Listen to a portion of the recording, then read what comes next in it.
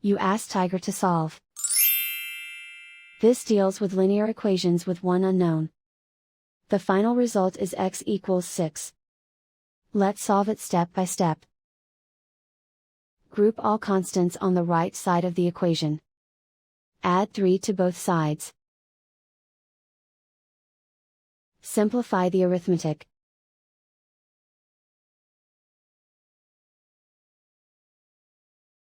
Isolate the x. Divide both sides by 7. Simplify the fraction. Find the greatest common factor of the numerator and denominator. Factor out and cancel the greatest common factor. And so the final result is x equals 6.